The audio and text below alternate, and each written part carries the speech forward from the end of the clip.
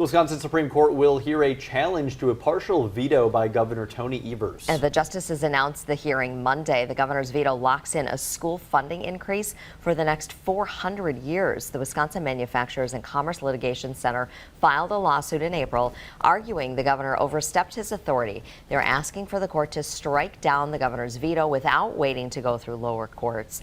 As we reported, Governor Evers made the partial veto in 2023, taking out language in the original proposal. The proposal originally applied the funding increase for the 2023 to 2024 and the 2024 to 2025 school years. The governor then vetoed certain numbers to make the end date of the increase to the year 24-25. The justices did not elaborate beyond setting a briefing schedule. A first alert for